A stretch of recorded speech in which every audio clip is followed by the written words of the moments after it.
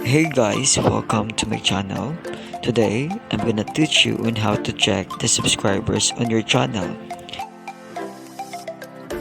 I made this tutorial because some of the YouTubers are still searching on how to check their subscribers on their channel. All you have to do is to watch and listen the easy way, step-by-step tutorial. But before we start, let's go here to my YouTube channel first.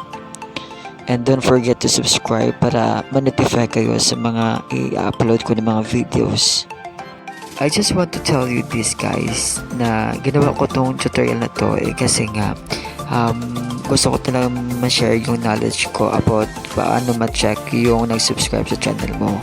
Kasi nga before hindi ko pa talaga alam kung paano, but finally dahil sa mga tutorial natin dito sa YouTube marami na tayo natututunan. So I just want to share this to you guys. Just keep on watching. Are you guys ready?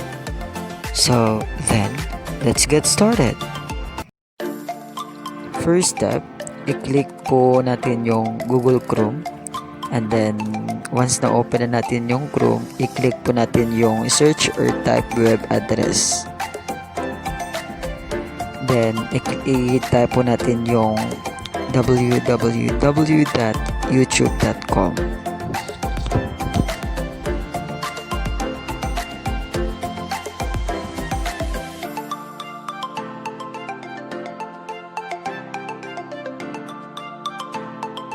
Okay. So ngayon, as you can see, nakalagay sa link is m.youtube.com, right? So ang gagawin po natin dyan, i-click po natin yung tatlong dot na nasa upper right corner. And then, i-click po natin yung desktop site. Okay. So, wait lang po tayo, guys. So, yan po yung guys, after po natin maklik yung desktop site, yan po yung naging resulta. So, parang na siya guys, parang computer na siya tingnan. Then, yun. So, hintayin na po natin na ma-okay yung connection. Okay. Then, after yun guys, click po ninyo yung picture ko, yung profile account ko. Okay. Yan.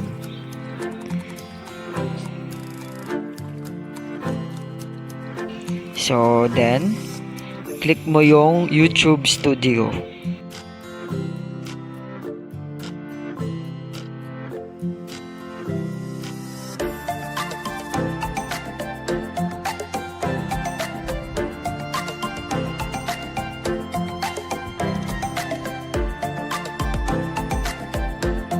So, dito po natin makikita yun guys kung sino ba yung mga nag-subscribe sa channel po natin. So, click mo lang natin yung yung recently subscribers. Then, click mo yung see all. Finally, nandito tayo sa last part. So, dito nyo makikita yung mga nag-subscribe sa channel mo. And I hope marami kang natutunan sa tutorial natin for today.